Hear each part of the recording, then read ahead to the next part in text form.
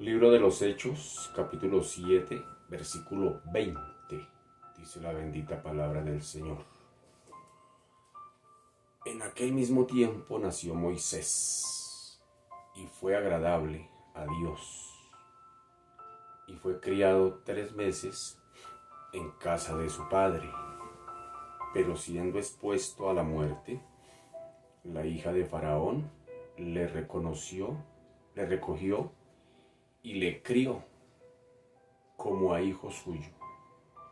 Y fue enseñado Moisés en toda la sabiduría de los egipcios, y era poderoso en sus palabras y obras. Cuando hubo cumplido la edad de 40 años, le vino al corazón el visitar a sus hermanos, los hijos de Israel. Y al ver a uno que era maltratado, lo defendió, e hiriendo al egipcio, vengó al oprimido. Pero él pensaba que sus hermanos comprendían que Dios les daría libertad por mano suya, mas ellos no lo habían entendido así. Y al día siguiente se presentó a unos de ellos que reñían y los ponía en paz, diciendo: varones hermanos sois, ¿por qué os maltratáis el uno al otro? Entonces el que maltrataba a su prójimo le rechazó diciendo: ¿quién te ha puesto por gobernante y juez sobre nosotros? ¿Quieres tú matarme como mataste ayer al egipcio? Al oír esta palabra, Moisés huyó y vivió como extranjero en tierra de Madián, donde engendró 2 hijos. Pasados 40 años, vino un ángel, se le apareció en el desierto del monte Sinaí, en la llama de fuego de una zarza. Entonces Moisés, mirando, se maravilló de la visión, y acercándose para observar, vino a él la voz del Señor: yo soy el Dios de tus padres, el Dios de Abraham, el Dios de Isaac y el Dios de Jacob. Y Moisés, temblando, no se atrevía a mirar. Y le dijo el Señor: quita el calzado de tus pies, porque el lugar en que estás es tierra santa. Ciertamente he visto la aflicción de mi pueblo que está en Egipto, y he oído su gemido, y he descendido para librarlos. Ahora pues, ven, te enviaré a Egipto, a este Moisés, a quien habían rechazado, diciendo: ¿quién te ha puesto por gobernante y juez? A este lo envió Dios como gobernante y libertador por mano del ángel que se le apareció en la zarza. Este lo sacó, habiendo hecho prodigios y señales en tierra de Egipto y en el Mar Rojo y en el desierto por 40 años.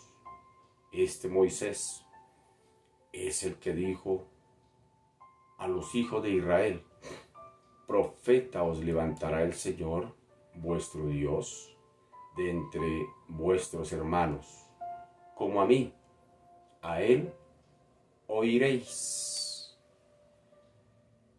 Libro de los Hechos, capítulo 7, versículo 20 hasta el versículo 37.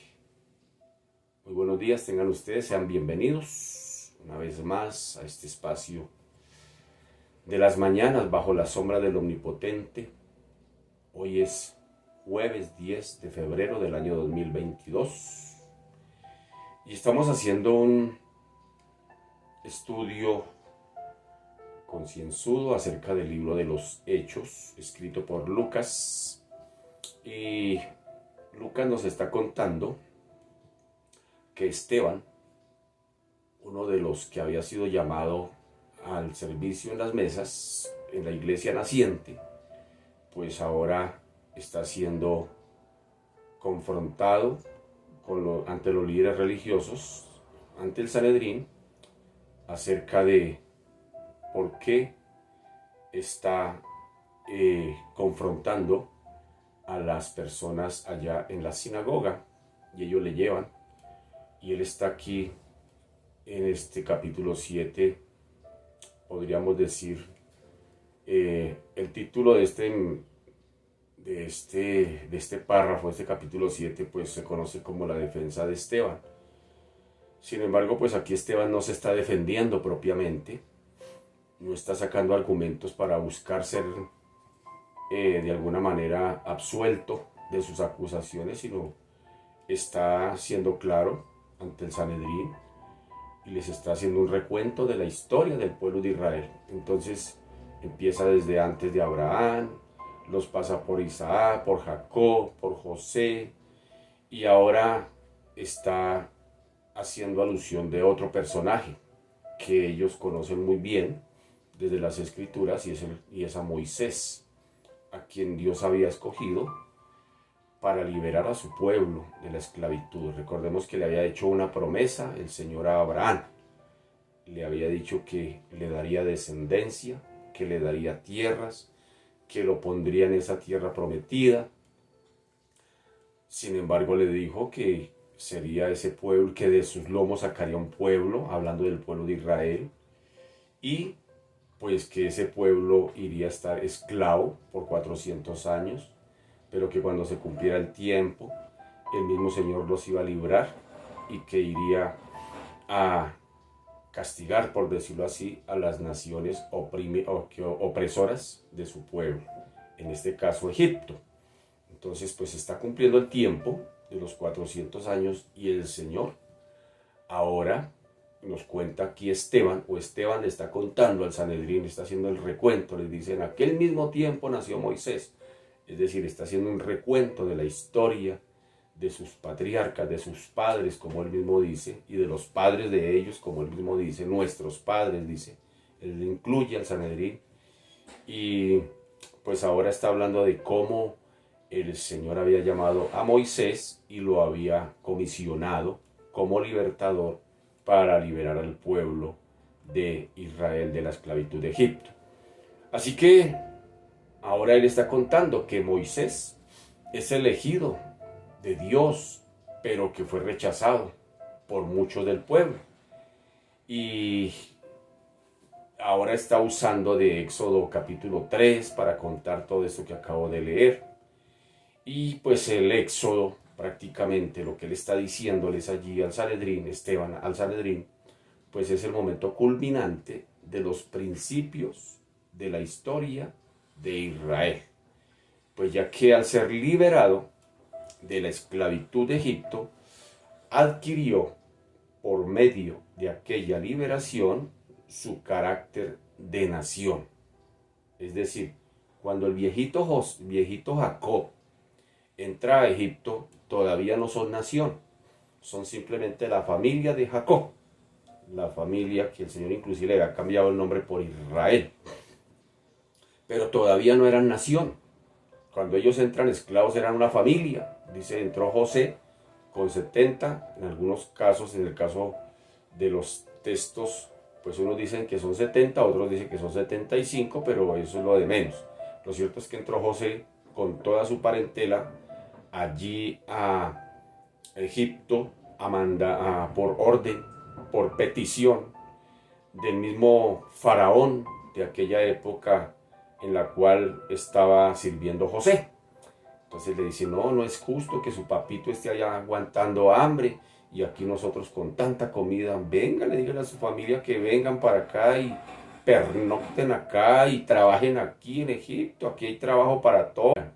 Sin embargo, no sospechaban que irían a quedar esclavos, que irían a caer en esclavitud, que se estaba cumpliendo lo que Dios le había prometido a Abraham, que irían a ser esclavos. Entonces cuando ellos entran, José entra con su familia, pues no son nación, simplemente son la familia de José.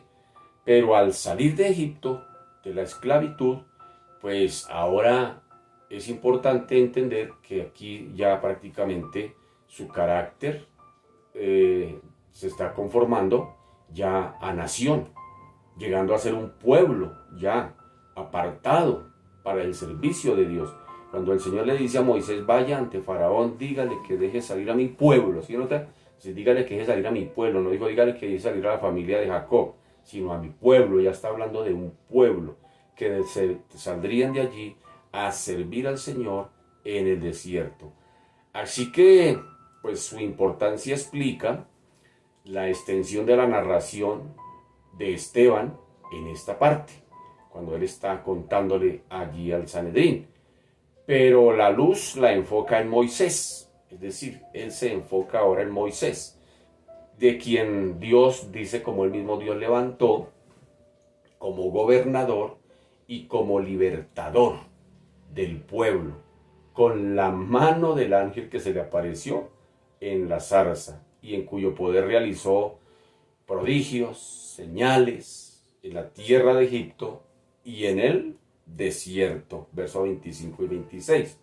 Así que, pues Esteban está contándole al Sanedrín que la disposición o las disposiciones de Dios ordenaron, pues de una forma muy especial, la protección, la preparación del futuro caudillo. Recuerde que cuando nace Moisés, pues había una orden, porque el faraón que está gobernando ya no conocía a José, es otro faraón, y ahora él ve que el pueblo que tienen esclavo allá, el pueblo de Israel, esos hebreos, se están multiplicando.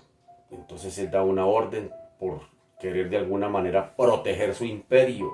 Entonces da la orden de que todos los varones, todos los hijos varones que nazcan, hay que matarlos. Da la orden a las parteras, que los niños que vayan naciendo varones, hay que eliminarlos. Pero nace Moisés y sin embargo el Señor permitió que la mamita lo echaran una canastica por el río Nilo abajo, un río infestado de cocodrilos, y allá echó a su hijito en la canastica recién nacido, y más adelante vemos que la hija de Faraón lo encuentra allí, lo lleva y lo prohija, y todo este tema, y Moisés, pues en los primeros 40 años es hijo de papi y mami, como decimos aquí en Colombia, los que son ricos, hijos de papi y mami. ¿Por qué? Porque se levantó en la cátedra de Egipto, en las mejores universidades de Egipto, era prácticamente el hijo de la hija de Faraón, o sea, Moisés se levantó, digamos, de buena cuna. Sin embargo, después de 40 años, después de estar en esa buena cuna, el Señor lo manda al desierto, o permite que Moisés vaya al desierto huyendo, y sin embargo va y ahora le toca pastorear unas ovejas que no son ni de él, son de su suegro, y lo vemos ahora cómo pasa del palacio al desierto. Todo eso es pura preparación de Dios. Eso no fue casual.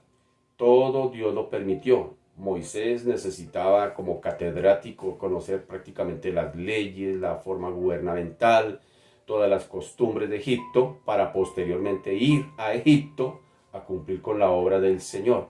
Y el desierto, el Señor se lo permitió por otros 40 años, porque era por ahí, por donde él tendría que pasar con el pueblo de Dios. Entonces, mira cómo Dios lo va preparando a uno, lo va capacitando, va haciendo ¿para qué? Para él cumplir su propósito. Entonces ahí aprendemos que cuando el Señor llama, Él capacita. Él no llama a los capacitados, Él no llama a los más capaces. Él llama porque llama y punto. Y al que llama lo capacita, lo forma, le da las herramientas para que lleve a cabo su obra. No la obra del siervo, sino su obra. Entonces, aquí vemos algo muy interesante. Entonces Moisés, pues es el hombre que Dios ha llamado, y es lo que está contando Esteban. Les está diciendo, miren, nuestro pueblo fue esclavo, nuestros padres fueron esclavos, y Dios levantó a un hombre y permitió que naciera, y permitió que fuera guardado allá de una manera sobrenatural, y cuenta toda esa historia, les está contando Esteban, o recordándoles más bien al Sanedrín, porque el Sanedrín muy seguramente conocían toda esta historia, ellos la conocían, y Esteban les está recordando qué era lo que había sucedido, cómo Dios había levantado a un hombre de una manera sobrenatural para que fuese el libertador de su pueblo. Así que él mismo les está hablando de que Dios lo protegió, de que Dios lo preparó como un futuro libertador, y quien como hijo adoptivo de la princesa egipcia era enseñado en toda la sabiduría de los egipcios, dice el versículo 22, enseñado en toda la sabiduría de los egipcios, y era poderoso en sus palabras y en sus obras. Así que Moisés no era ningún pintado. Moisés era un hombre que Dios lo había preparado. Igual que el apóstol Pablo. El apóstol Pablo era un hombre muy capacitado, muy preparado. Sabía mucho de las leyes de la época, del imperio. Las conocía muy bien. Y conocía muy bien toda la cultura. Y por eso él en algún momento muestra las credenciales. Y dice, mire, yo soy fariseo de fariseos, soy hebreo de hebreos, en cuanto a la ley fariseo. Es decir, el hombre saca sus credenciales y después dice, pero todo esto lo tengo por basura, esto no me sirve de nada para salvación, de nada me sirve, esto lo tengo más bien por basura, por seguir a Cristo. ¿Y por qué el Señor también permitió que Pablo fuera preparado? Porque necesitaba mandarlo a una tarea magna. Es decir, tenía que pararse ante Félix, ante Festo, ante Agripa, no con gripa, ante Agripa, ante Berenice, que eran los dueños del mundo de la época de Pablo. Entonces él tenía que ir a pararse ante ellos a predicarles de Cristo, y no podría mandar a cualquiera al pargatón, tenía que mandar a alguien preparado.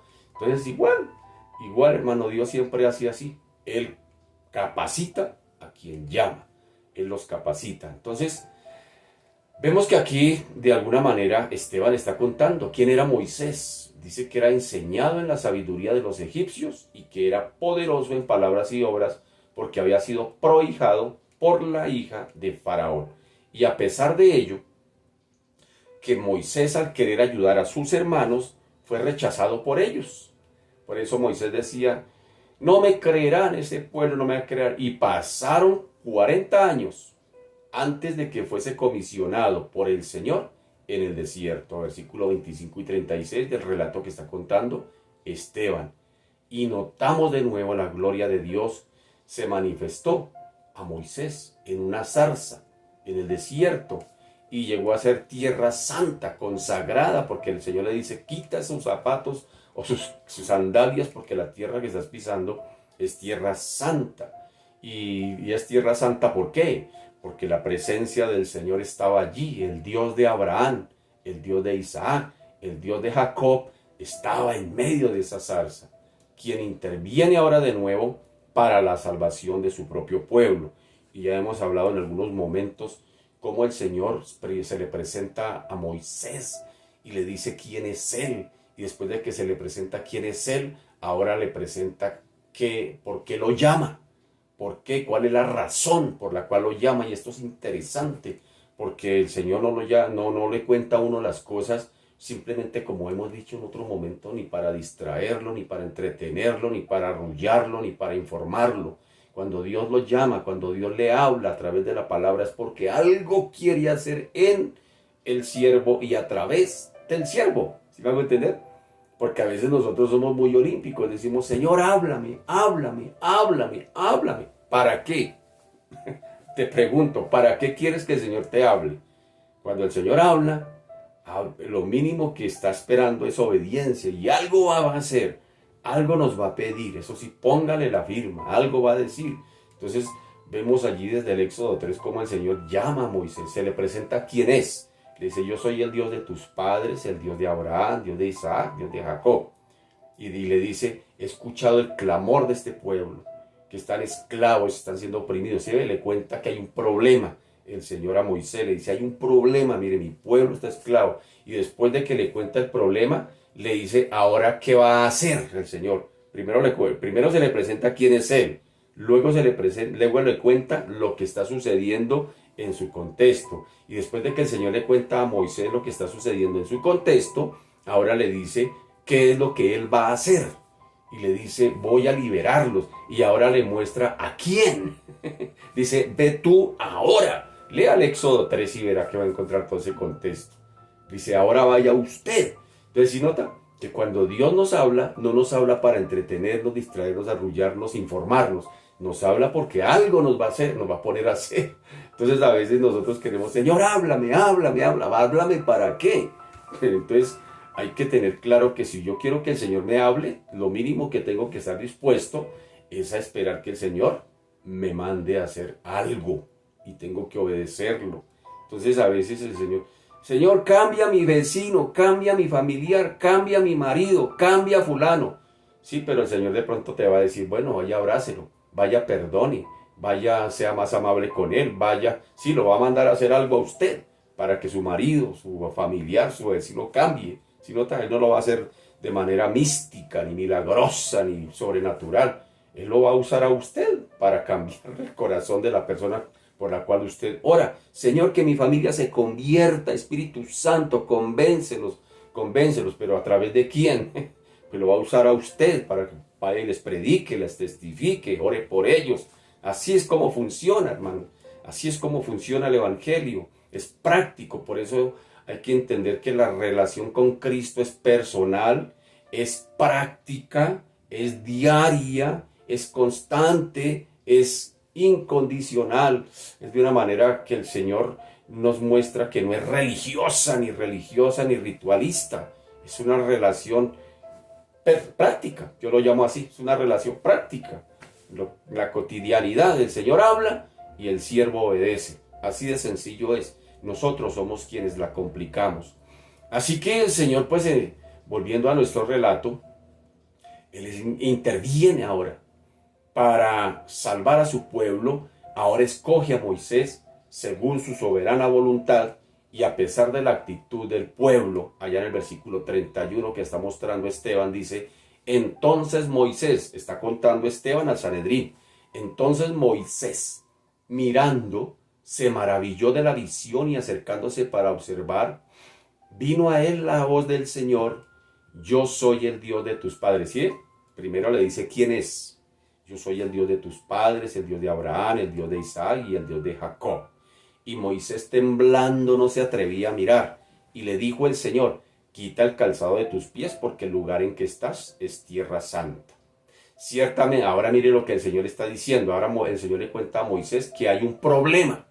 Le dice, y lo está contando Esteban, dice, mire cuál es el problema. Le dice, ciertamente he visto la aflicción de mi pueblo que está en Egipto y he oído su gemido. Y mire ahora el Señor le va a contar a Moisés lo que está por hacer. Le dice, y he descendido para librarlos. Y ahora le está diciendo a Moisés, ahora pues ven, te enviaré a Egipto. ¿Sí nota cómo es que funciona el Señor? O sea que cuando el Señor habla, prácticamente es una invitación a unirse a Él en lo que Él está por hacer en usted y a través de usted en el lugar donde usted está. En el metro cuadrado donde usted está parado. Algo va a hacer el Señor. Y si el Señor habla es porque lo va a usar. Así que hay que ser sensible a eso. Hay que ser sensible a lo que el Señor quiere hacer. Porque a veces nosotros nos perdemos tanto de las maravillas de Dios. Y ayer se nos hablaba que nosotros desperdiciamos mucho el tiempo. Se nos va la vida y se nos va lo mejor de Dios que quería hacer en nuestras vidas y a través de nuestras vidas en el lugar donde nos puso. Y a veces no somos útiles en las manos del Señor porque estamos tan enredados en nuestra vida, perdiendo el tiempo, hermano querido. Y no nos damos cuenta que la obra del Señor que Él nos iba a entregar, no la pudo entregar porque nosotros estamos muy distraídos. Entonces mire que vemos aquí lo importante, cómo el Señor se le presenta a Moisés, le dice quién es Él, para que Moisés entienda que el que lo está llamando no es cualquiera, y que si es Dios el de los cielos el que lo está llamando, Moisés podría obedecer confiadamente a lo que Dios le estaba diciendo que haría a través de él. Y hasta el día de hoy, después de 3500 años, la dinámica del Señor es la misma, porque dice que Él es el mismo ayer, hoy y por los siglos. Él no ha cambiado. Él sigue, hermano, en su agenda y sigue al día de hoy llamando, invitando hombres, mujeres, jóvenes, niños al servicio, que se unan a Él en lo que Él está por hacer. Así que cuando Él habla a la iglesia, no le está hablando para decir, aquí estoy al lado tuyo, para que no sientas miedito. No, hermano querido, algo va a hacer el Señor a través de usted. Y no es casualidad que todas las mañanas nos tenga aquí por 2 años, hablando de libros, hablando de Hechos, de Juan, de las cartas paulinas. Esto no es casualidad, esto hay que ponerle cuidado, esto hay que pararle bolas. ¿Qué quiere hacer el Señor? ¿Por qué ha permitido que estemos estudiando tanta palabra? ¿Por qué permite que usted se conecte cada mañana? Hay que ponerle cuidado a eso, hay que ser sensible. Algo va a hacer el Señor en su iglesia y quiere usarlo a usted que me está escuchando ahí. Sin embargo, hay que ponerle cuidado a eso. Cuando Dios habla es porque algo va a hacer, y cuando Dios habla, prácticamente cuando Dios habla, voy a decirlo de esta manera, es la tarjeta de invitación que le está haciendo a quien le habla para que se una a Él en los propósitos que Él tiene determinado hacer en el lugar donde ese siervo está. Así que hay que tenerle cuidado a eso. Bien, y el Señor, después de que le dice quién es Él y lo llama a Moisés, le dice, a usted es el que he escogido para enviarte, le dice, te enviaré a Egipto. Entonces Esteban continúa su relato ante el Sanedrín y les dice, en el versículo 35, les dice, a este Moisés, a quien habían rechazado, diciendo, ¿quién te ha puesto por gobernante y juez? A este lo envió Dios como gobernante y libertador por mano del ángel que se le apareció en la zarza. Ahora Moisés, más adelante, y Esteban va a contar eso, porque Esteban está contando un relato para llevarlos al éxtasis del versículo 50 del libro de los Hechos, capítulo 7. Entonces ahora ahora Esteban va a contar, para poner en contexto al Sanedrín, de que él habló en el desierto de que se levantaría un profeta. Entonces él les dice, por allá en el versículo 37, le dice, este Moisés es el que dijo a los hijos de Israel, profeta os levantará el Señor vuestro Dios de entre vuestros hermanos, como a mí, a él oiréis. Eso lo está contando Moisés a su pueblo por allá en Deuteronomio capítulo 18. Y les está diciendo, profeta en medio de ti, de tus hermanos, como yo, te levantará Jehová tu Dios, a él oiréis. Es decir, lo que está contando Esteban fue lo que lo que Moisés le dijo al pueblo por allá en Deuteronomio que acabo de leer. ¿Cuál sería ese profeta?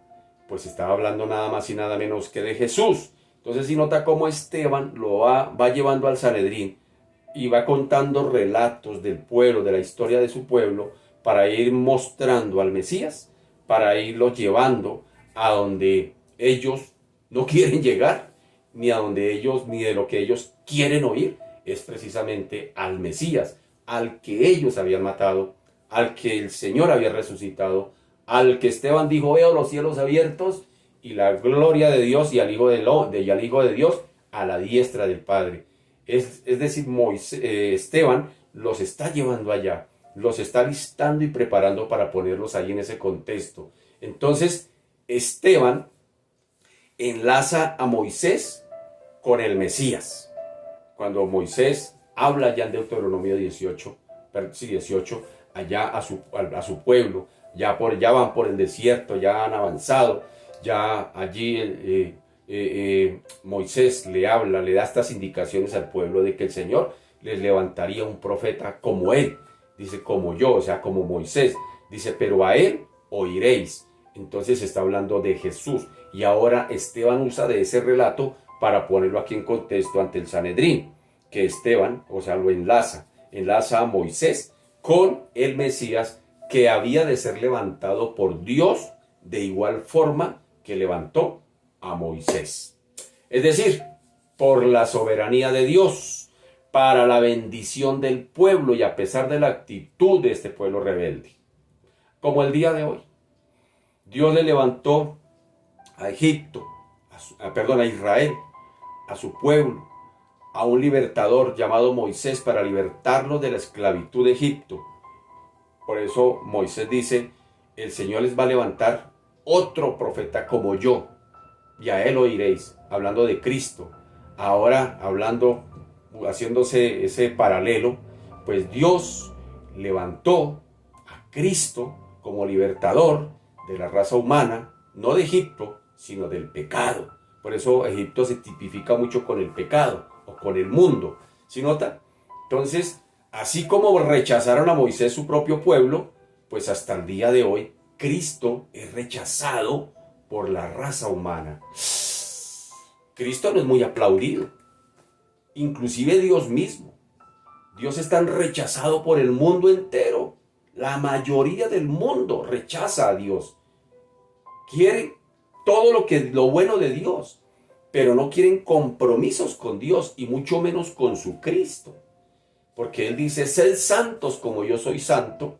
Y la gente quiere seguir viviendo en su vida de pecado, en su propia corriente, pero no quieren, no están dispuestos a someterse a la voluntad de Dios. Quieren lo de Dios, pero no quieren lo que Dios exige. ¿Sí me hago entender? Todo el mundo chuchito, Diosito, ayúdame, bendíceme. Pero no, cuando Dios les pide santidad, que dejen sus pecados, que les sirvan a Él, la gente dice, ay, no, yo desde aquí, desde mi orilla, yo con mucho gusto me echo la bendición y canto y rezo y hago rituales, voy a Monserrate con frijoles en los zapatos, pero no me pida que deje mi pecado, no me pida que deje lo que a mí me gusta tanto hacer. ¿Sí nota? La humanidad no está dispuesta a eso, no quieren hacer eso. Entonces, es algo típico. La misma gente, inclusive, cuando Dios los había sacado por mano de Moisés en el desierto, empezaron a quejarse. Queremos volver a Egipto. Nos acordamos de los pepinos, de las papas, de las papitas, de los frijoles allá en Egipto y querían volver. Y empezaron a criticar y a murmurar contra Moisés. Para eso nos sacaste este desierto, para morir aquí. Mejor nos devolvemos. Qué tremendo, así es el ser humano. El ser humano prefiere ser esclavo del pecado, aunque a conciencia el ser humano sabe que el pecado lo va a llevar para el infierno, que el pecado lo elimina, que el pecado paga mal, y sin embargo el ser humano todavía prefiere vivir como esclavo. Yo me acuerdo cuando uno fumaba cigarrillo, ¿sabe qué decía? Ay, de cualquier cosa nos hemos de morir finalmente. Un Marlboro. Cuando uno bebía, de cualquier cosa nos hemos de morir. Hagámosle, echemos, bebamos, rumbiemos que mañana moriremos. Si nota, el ser humano es consciente, se lo digo yo, que duré 37 años en el mundo y tengo toda mi experiencia y mi autoridad para decírselo. Uno pensaba así.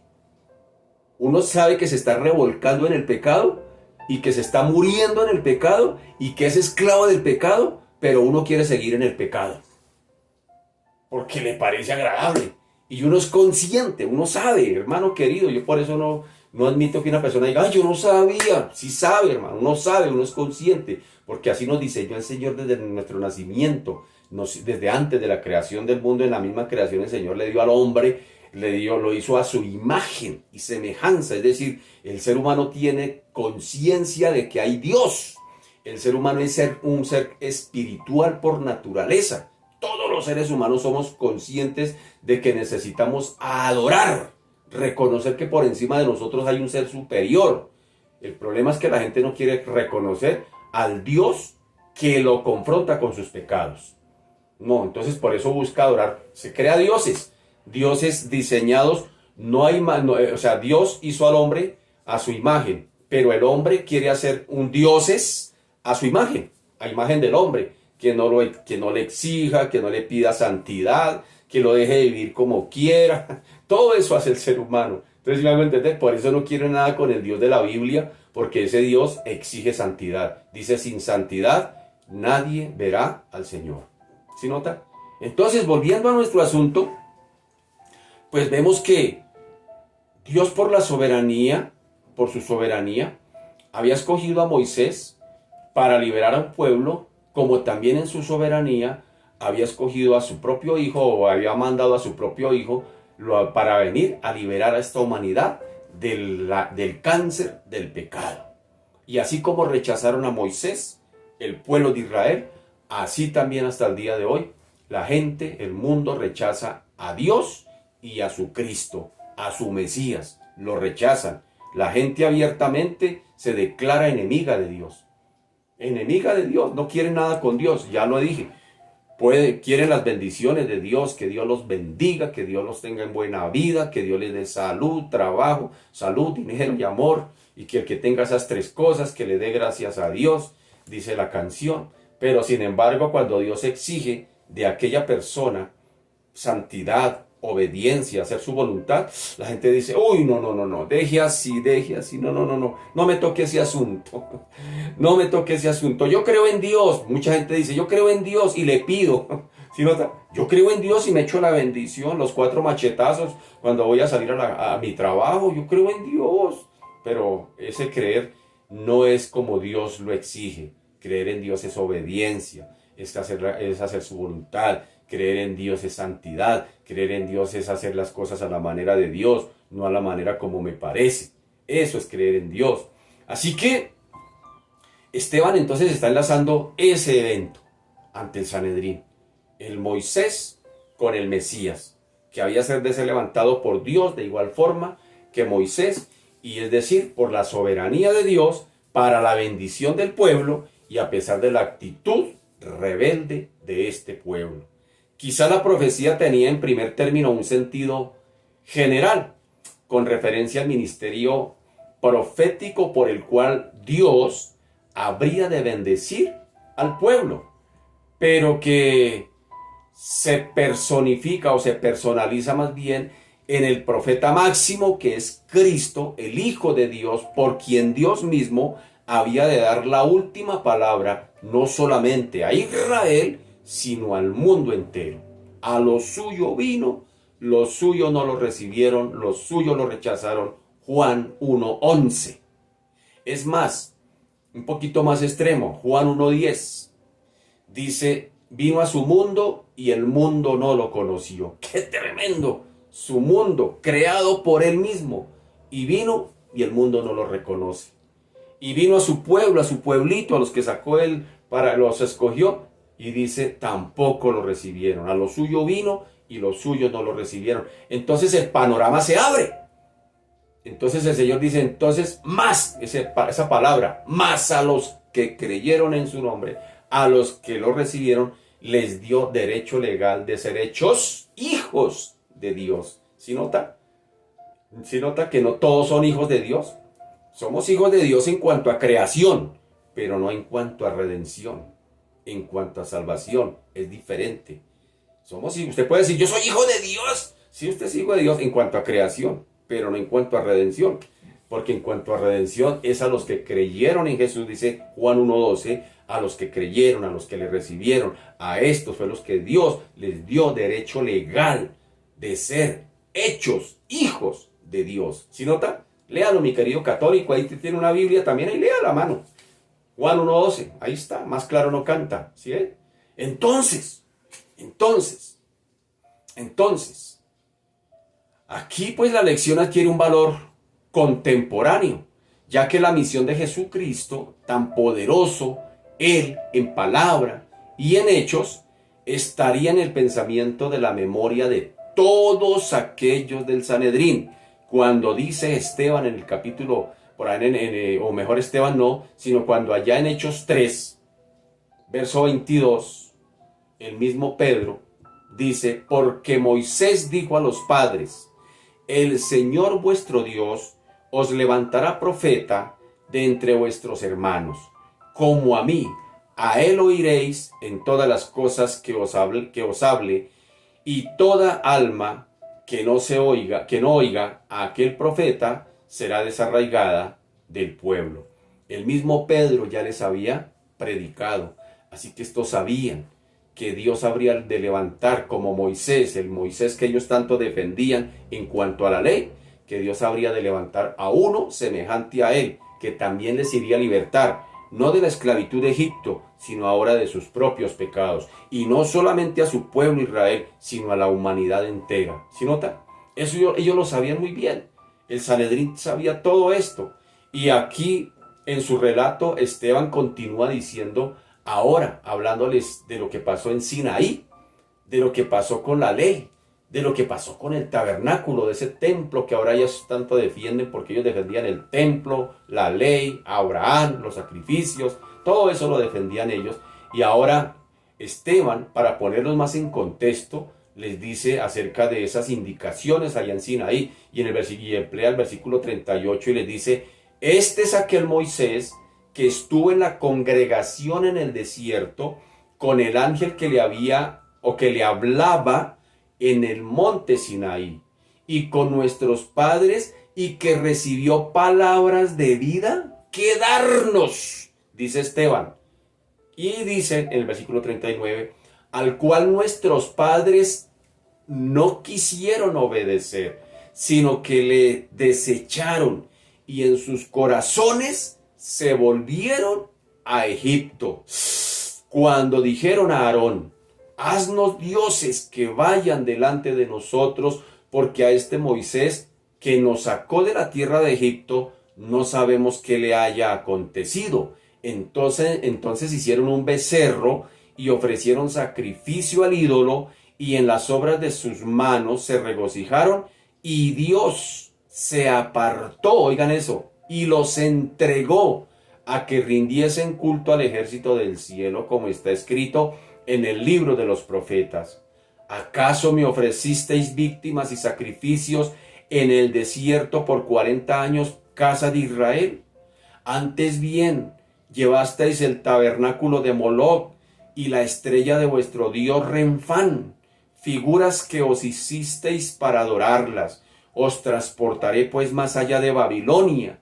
Tuvieron nuestros padres, continúa Esteban dando el relato, dice, tuvieron nuestros padres el tabernáculo del testimonio en el desierto, como había ordenado Dios, cuando dijo a Moisés que lo hiciese conforme al modelo que había visto, el cual, recibido a su vez por nuestros padres, está contando Esteban, lo introdujeron con Josué al tomar posesión de la tierra de los gentiles, a los cuales Dios arrojó de la presencia de nuestros padres hasta los días de David. Si nota cómo Esteban se incluye, dice nuestros padres, nuestros padres, nuestros padres. Y como son los nuestros padres, está también diciéndole mi padre y el padre de ustedes, mis queridos Sanedrín. Así que Moisés continuó su ministerio como siervo, es lo que está contando Esteban, fiel en toda la casa de Dios, como dice por allá en Hebreos 3:2. Dice, el cual es fiel, que le constituyó, como también lo fue Moisés en toda la casa de Dios. Aquí, ¿qué pasó? Moisés, está contando Esteban, que recibe la ley, las palabras que eran de vida, que podrían ser de vida para las almas rendidas, y que recibiendo las comunicaciones de Dios en lo alto allí del monte Sinaí, Moisés, Esteban les está recordando el terrible pecado del becerro de oro, que reveló lo que realmente había en el corazón del pueblo de Israel: perversidad. Casi inmediatamente después de haber aceptado el decálogo de la ley de Moisés. ¿Sí nota? Lo habían aceptado y habían dicho, sí, sí, a nuestro Dios obedeceremos. Lo habían dicho ellos por allá en Éxodo. A nuestro Dios obedeceremos. Y no fue sino que Moisés se perdiera por unos días o se fuera para el monte y los dejara solos un momentico. Y se acuerda que había dicho que Aarón era la piedra en el zapato de Moisés. Ahí está. Había dicho en algún momento que cuando el Señor llamó a Moisés, le dijo: Moisés, ve tú y saca ese pueblo de Israel. Dígale al pueblo de Israel, a usted es el que he llamado. Porque el Señor es tan claro cuando habla, porque Él, he dicho en otros momentos, Él no nos da una serie de opciones, una lista, a ver con cuál de ellas me quedo. No, el Señor habla en la primera y habla claro. Y Él no se equivoca cuando habla, cuando dice, cuando manda, cuando ordena. aunque a mí no me parezca la ley, la orden. Esa orden es como choca contra mi razón, como si que el Señor me manda que vaya y perdone a mi enemigo, como si que me dice que si yo voy con mi ofrenda y sé que mi enemigo tiene algo contra mí, entonces sea yo quien vaya y lo perdone. ¿Cómo si? ¿Sí nota? Que a veces nosotros como que chocamos con las órdenes de Dios y queremos ganarle a Dios y queremos cuestionar y decir, y el Señor coge y llama a Moisés y le dice, vaya usted, mi querido. Pero Moisés empezó con argumentos, yo no puedo, no sé hablar, eso no me van a creer, ¿qué les diré? Va, envía a otro. Y el Señor se enoja contra Moisés y el Señor dice, entonces vaya con Aarón. ¿Sí nota? Vaya con Aarón. Pero ¿qué pasó? Ahí vemos a Aarón, ahí vemos la desfasada de Moisés. ¿Sí nota? Hermano, cuando el Señor manda, manda. Y si se hacen las cosas a nuestra manera, sufrimos. Imagínense a Moisés aquí cuando bajó. El pueblo ha hecho una fiesta, hermano. Todos habían hecho becerros de oro y estaban allá en la idolatría. Estaban hechos se habían desordenado. ¿Cómo sería esa cuestión ahí? ¿Sí nota? Y ejemplos de esos tenemos hartos en la Biblia. Ejemplos de la gente que quiso cumplir las órdenes de Dios a su manera. A su manera. Y el Señor permitió, dijo, bueno, entonces háganlo a su manera, pero van a sufrir, van a sufrir, van a pasar dificultades. Vemos en David también, cuando David intencionalmente quiso traer el arca, que había sido capturada por los filisteos, y los filisteos la habían echado en una carretilla, la habían llevado por bueyes. 20 años después viene David y dice, voy a llevar el arca para Jerusalén y trae una carretilla nueva y la pone ahí, el arca la lleva jalada por bueyes y todo ese tema y van allá cantando, van danzando, es el texto por allá dice, y van cantando y danzando diciendo, estamos haciendo la gloria de la obra de Dios, gloria a Dios y vamos aquí haciendo la obra de Dios. Y el arca se empezó a mover y un chinito estiró la mano allá, estira la mano y tan pronto toca el arca cayó fulminantemente muerto. Y uno se pone a pensar, dice, ¿cómo en un segundo de tremendo jolgorio pasaron a la tristeza? ¿Por qué? Luego no iban a llevando el arca para Jerusalén. Aparentemente es una buena obra, sí, pero no era la manera. El Señor le había dicho a Moisés, cuando hagan un arca, la harás, y le dio unas indicaciones, le dijo, la harás con argollas de oro, la atravesarás con vara, y cuando la vayan a transportar, los levitas la transportarán en los hombros, no eran carretillas de bueyes. ¿Sí nota? Hermano, Dios no puede ser burlado. Dios no puede ser burlado, no le podemos ganar a Dios. A veces, ¿por qué nos desgastamos haciendo cosas y no vemos nada? ¿No será que estamos haciendo la obra de Dios a nuestra manera? Es que a mí me parece que es así. Es que hoy amanecí con un arrebato de hacer esto para Dios y lo voy a hacer porque tengo unas ganas de hacerlo. Y damos por sentado que eso viene de Dios y ni siquiera hemos orado para preguntarle a Dios si verdaderamente eso es lo que Dios quiere que hagamos. Dios nos ayude. Dios nos ayude, hermano. Dios nos ayude a hacer las cosas de Dios a la manera de Dios, como Dios lo pida. ¿Y dónde se sabe la voluntad de Dios? Pues hermano, a través de la palabra, la oración, el ayuno, buscarlo, hermano, buscar presencia de Dios hasta que Dios hable y hasta que Dios indique y pararse y hacer lo que Dios pide que haga, aunque no nos parezca. Y por lo general, cuando Dios pide hacer algo, por lo general, no nos va a parecer. Por lo general, siempre cuando Dios manda a hacer algo, manda a hacer cosas tamaño Dios. Si Dios es grande, manda a hacer cosas tamaño Dios, cosas que se salen de nuestra razón, que uno dice, no, pero ¿cómo así que yo tengo que ir a hacer esto?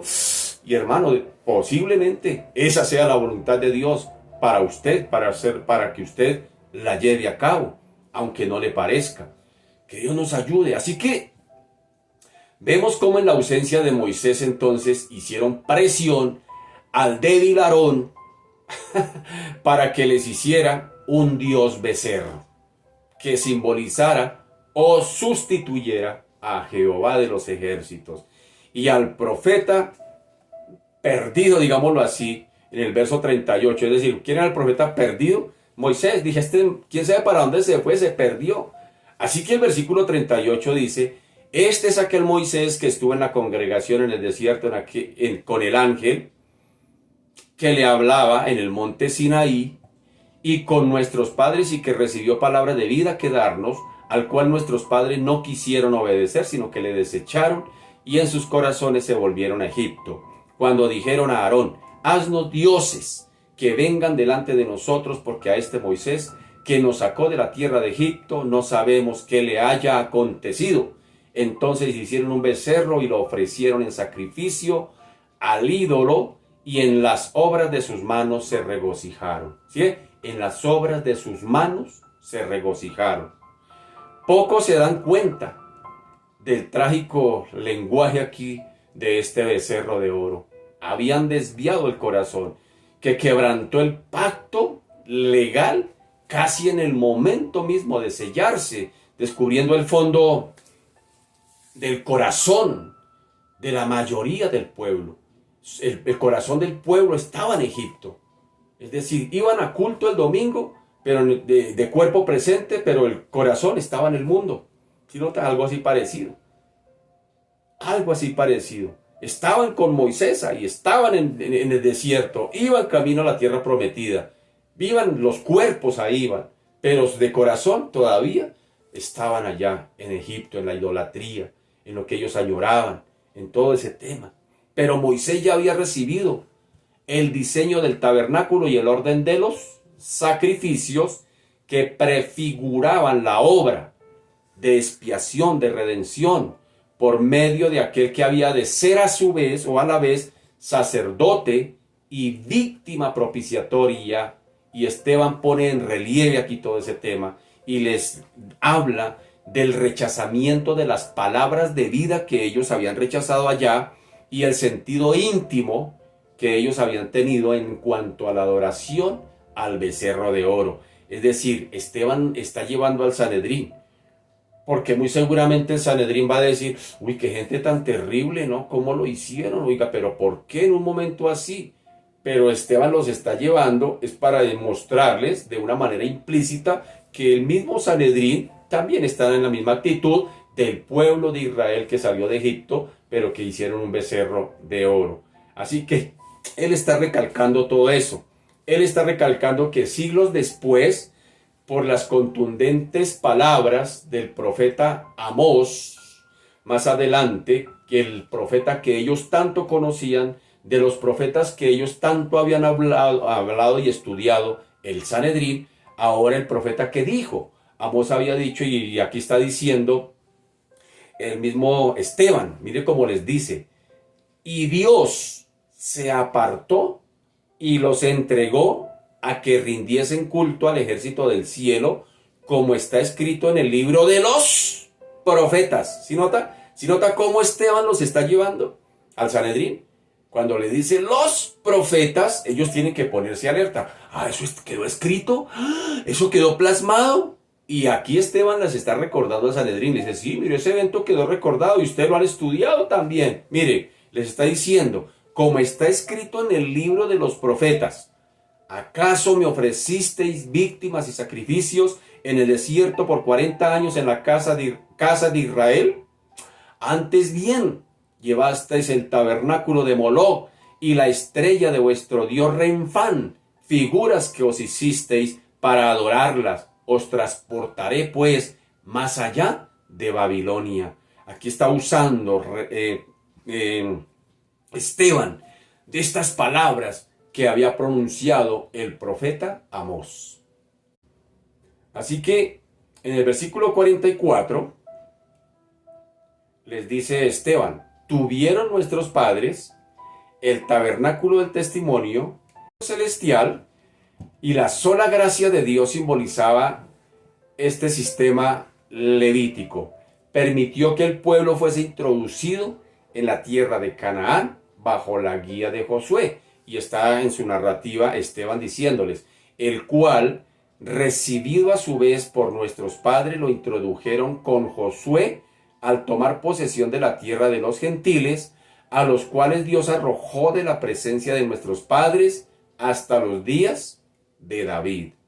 Así que la lección es clara.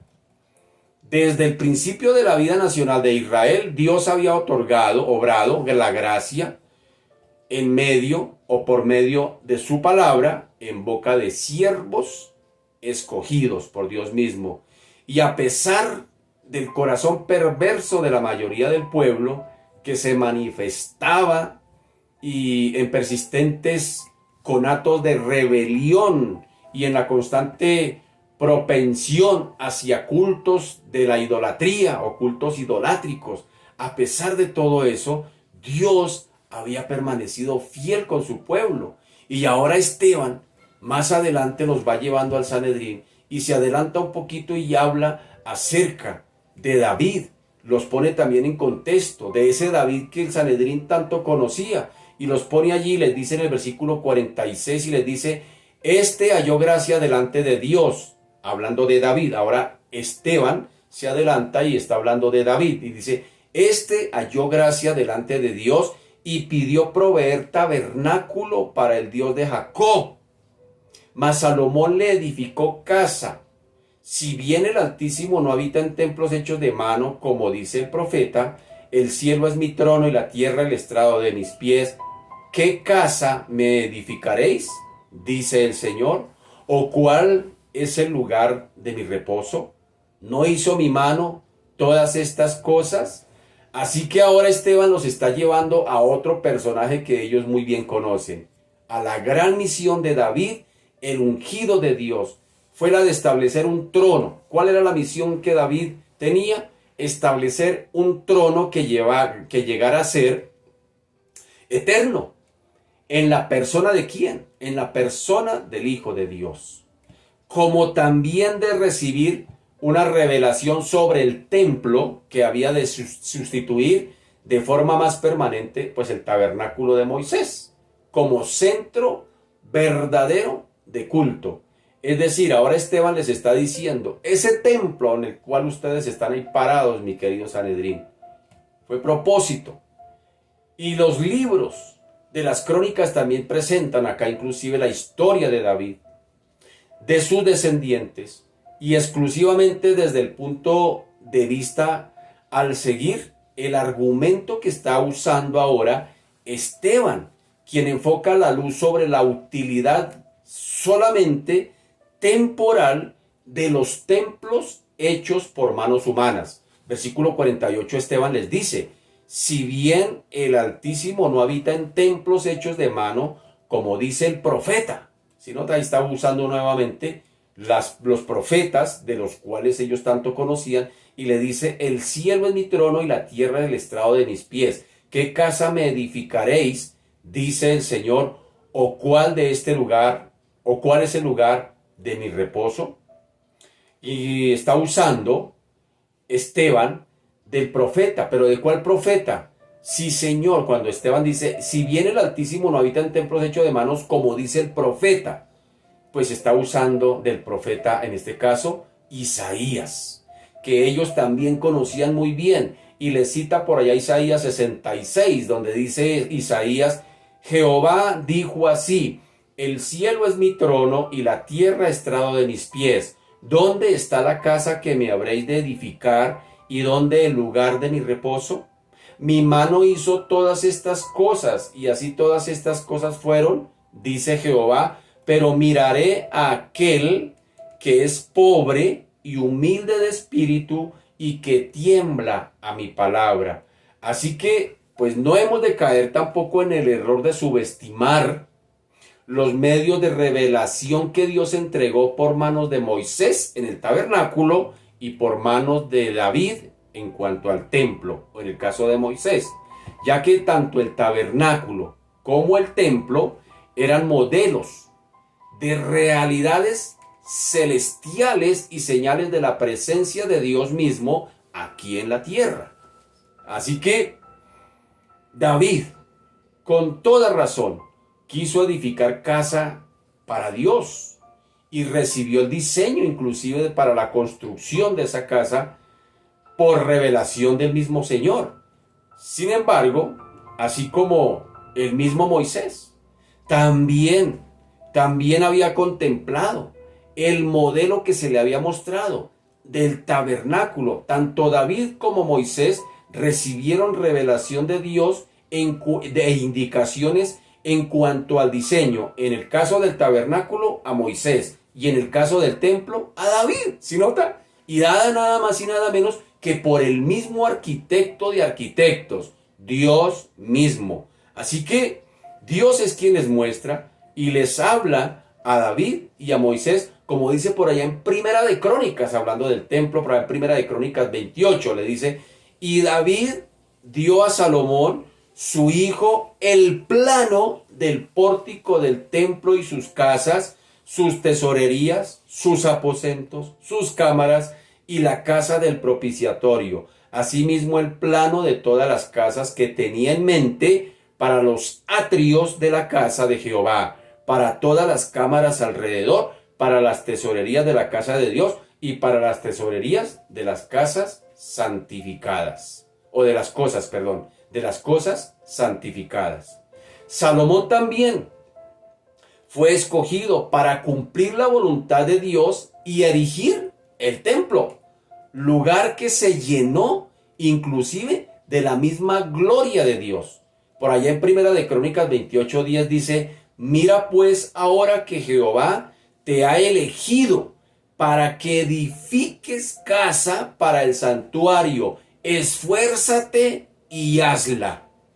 Y en Segunda de Crónicas capítulo 5 dice en el versículo 13, cuando sonaban pues las trompetas y cantaban todos a una para alabar y dar gracias a Jehová, y a medida que alzaban la voz con trompetas y címbalos y otros instrumentos de música, y alababan a Jehová diciendo, porque Él es bueno, porque su misericordia es para siempre, entonces la casa se llenó de una nube y la casa de Jehová, o llenó la casa de Jehová, y no ponían los sacerdotes estar allí,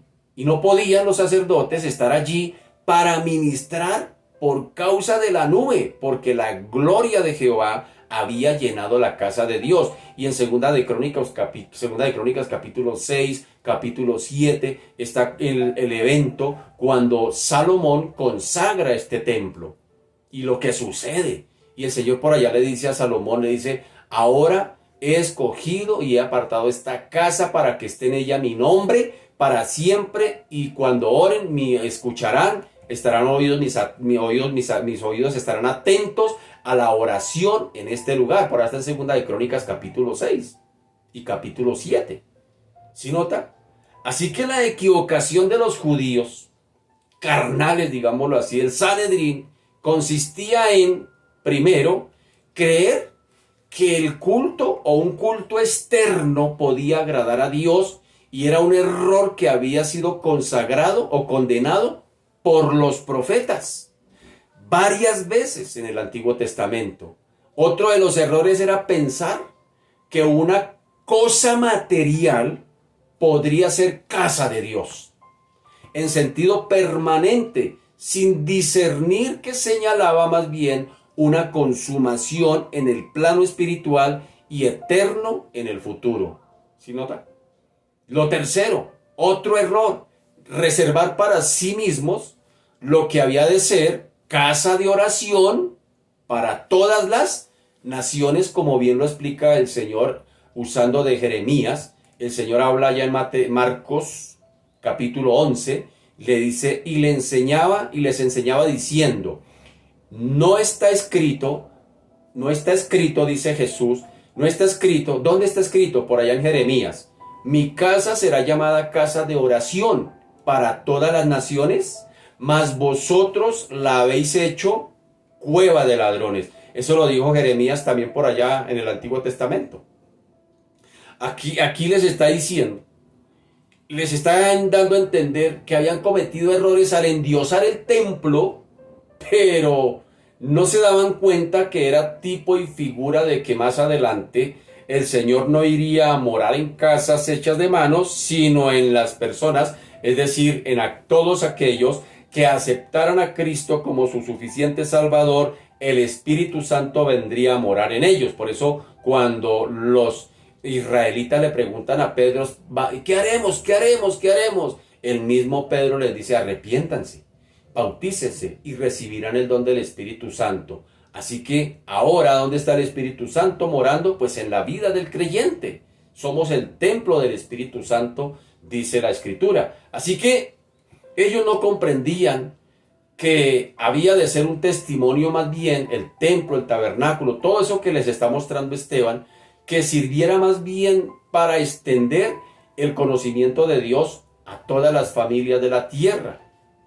Las bendecidas, sí señor, por el mismo medio, por el medio de Abraham y de sus descendientes, según la promesa original que había hecho por allá el Señor a Abraham en Génesis capítulo 12, que ya lo hemos leído. Pero Jehová dijo a Abraham: vete de tu tierra, de tu parentela, de la casa de tu padre, a la tierra que te mostraré, y haré de ti una gran nación, y te bendeciré y engrandeceré tu nombre, y serás bendición.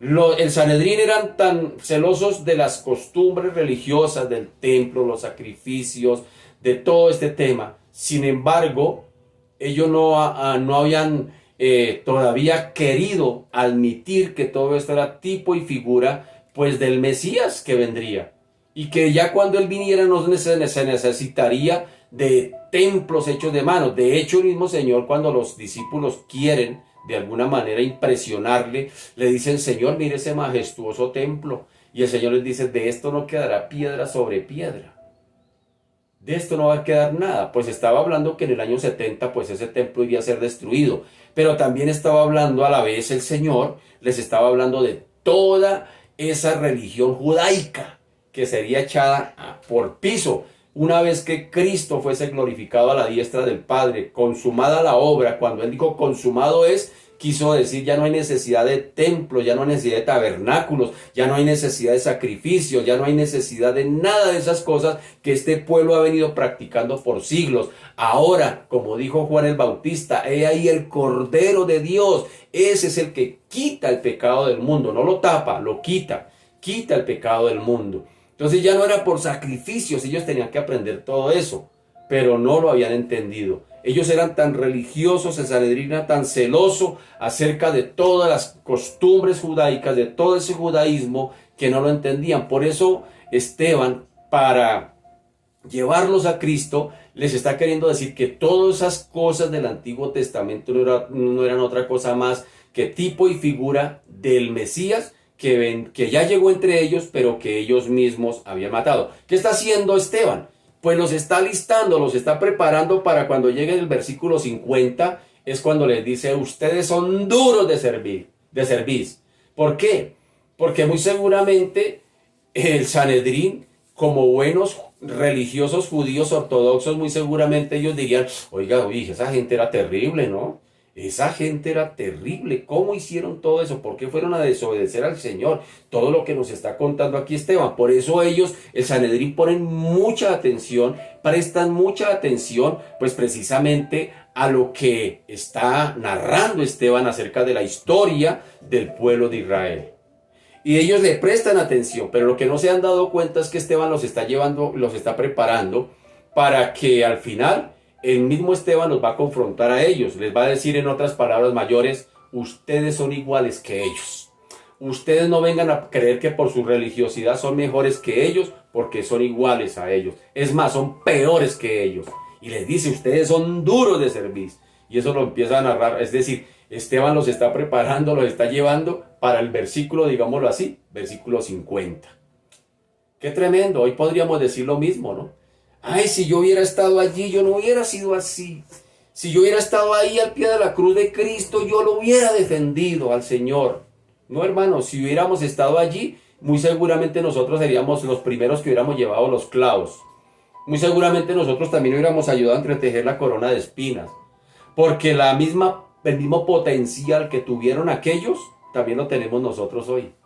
Para ser infieles a Cristo, para ser desobedientes a Cristo, para rechazar a Cristo. Ese mismo potencial que lo tuvieron ellos, también lo tenemos nosotros. Y peor aún, porque nosotros tenemos el cuadro completo. Estos no lo tenían completo, nosotros sí. ¿Sí nota? Se nos hace más responsables. Por eso el Señor dice: al que más se le da, más se le exige, más se le pide. Estos no tenían el panorama completo que usted y yo tenemos. Ellos sí. Ellos no lo tenían, nosotros sí.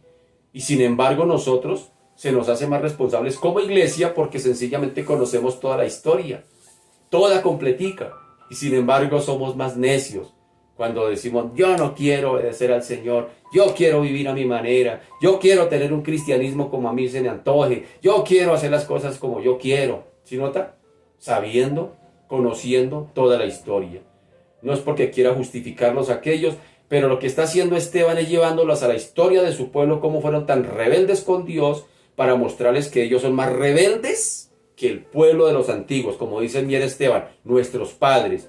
Y hoy en día, después de 2000 años, el Señor nos muestra por el Espíritu Santo al Sanedrín, no solamente al pueblo de Israel de la antigüedad, sino también al Sanedrín, el cual está allí frente a Esteban, para mostrarnos a nosotros que posiblemente nosotros somos más terribles todavía que ellos mismos. Que Dios nos ayude, que Dios nos perdone. Padre, te damos gracias, te bendecimos, te glorificamos. Exaltamos tu nombre, Señor, te damos gracias por tu fidelidad. Cuán fiel eres tú, Señor, que a pesar de que somos tan necios, tercos, infieles, bendito Señor, tú permaneces fiel. Muestra de ello que hoy tenemos vida, que nos has permitido despertar, levantarnos a un nuevo día, respirar tu aire, Señor de la gloria, probar los alimentos que tu tierra produce, Señor de la gloria, poder, Padre amado, movernos, hacer cosas que Dios de la gloria, Padre Santo, nos has permitido hacer simplemente por tu misericordia, por tu gracia, por tu bondad.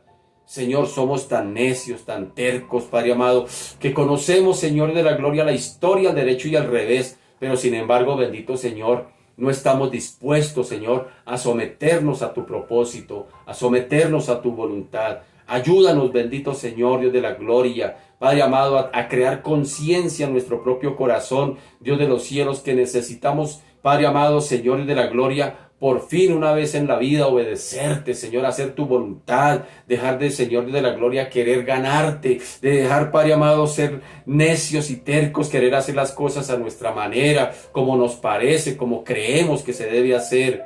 Oh Dios de la gloria, ayúdanos a inquietarnos, a no dar por sentado, bendito Señor, Dios de la gloria, Padre amado, Dios de los cielos, que te estamos agradando. Porque a veces, bendito Señor, Dios de la gloria, creemos, Padre amado, que Señor, Dios de los cielos, ya estamos bien contigo, Padre amado. Ayúdanos a entender de que somos pecadores. Ayúdanos a entender, a reconocer que somos pecadores, que somos pecadores, que somos pecadores, que somos pecadores que necesitamos de tu gracia divina todos los días, a cada instante, para poder estar sostenidos de pie delante de ti, bendito Señor, que somos tan humanos, Señor, tan imperfectos, tan llenos de errores, Padre amado, que necesitamos de tu intervención divina cada día, cada instante, que no nos podemos separar de ti, como dice la Escritura en palabras de Jesús: separados de mí, nada pueden hacer. Dios santo, perdona nuestra arrogancia, nuestra altivez, el creer que somos más santos que cualquiera,